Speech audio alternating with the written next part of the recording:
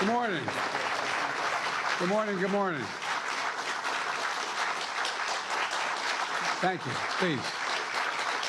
Thank you. Good to see this cabinet and the staff together here. Thank you.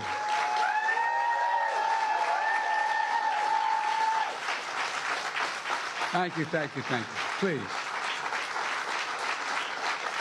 Thank you, thank you, thank you. It's good to see you all. Particularly good to see my granddaughter sitting in the front row here. Hi, Finn. How are you, honey? For over 200 years, America has carried on the greatest experiment in self-government in the history of the world. And that's not hyperbole, that's a fact. We're the people. The people vote and choose their own leaders, and they do it peacefully.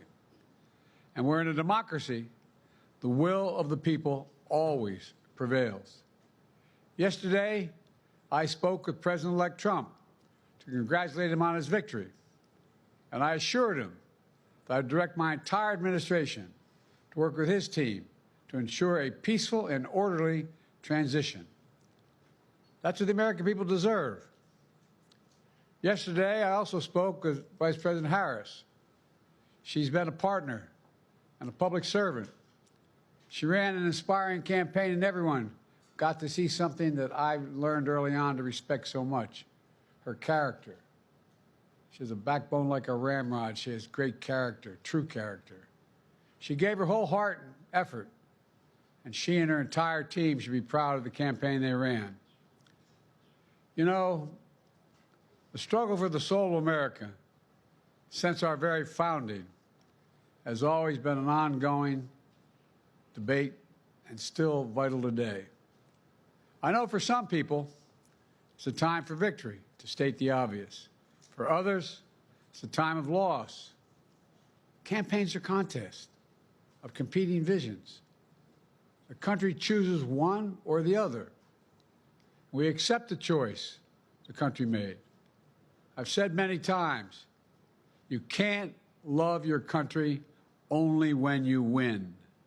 You can't love your neighbor only when you agree. Something that I hope we can do, no matter who you voted for, is see each other not as adversaries, but as fellow Americans. Bring down the temperature. I also hope we can lay to rest the question about the integrity of the American electoral system. It is honest, it is fair, and it is transparent. And it can be trusted, win or lose. I also hope we can restore the respect for all our election workers who busted their necks and took risks at the outset. We should thank them. Thank them for staffing voting sites, counting the votes, and protecting the very integrity of the election. Many of them are volunteers who do it simply out of love for their country. And as they did their duty as citizens, I will do my duty as president. I'll fulfill my oath, and I will honor the Constitution. On January 20th, we'll have a peaceful transfer of power here in America. To all our incredible staff, supporters, cabinet members, all the people who've been hanging out with me for the last 4 years, God love you, as my mother would say. Thank you so much. You put so much into the past 4 years. I know it's a difficult time. You're hurting. I hear you and I see you. But don't forget all that we accomplished. It's been a historic presidency. Not because I'm president, because what we've done, what you've done.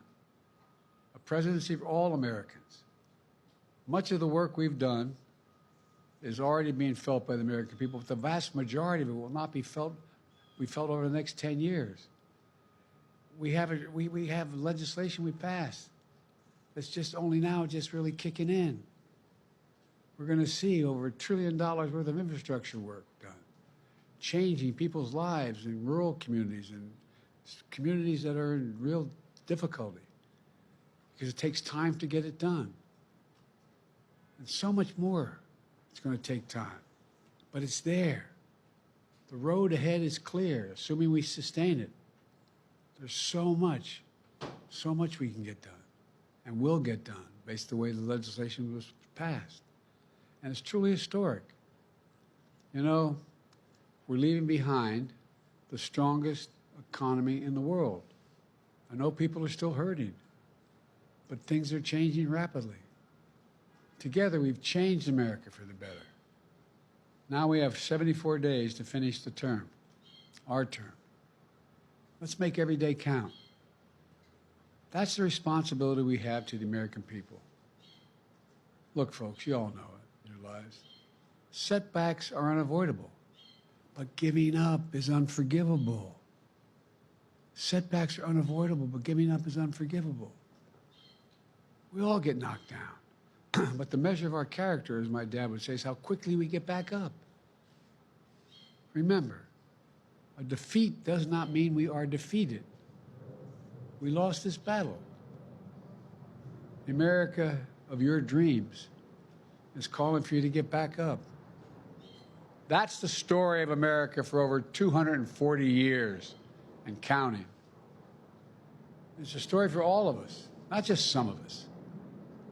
The American experiment endures.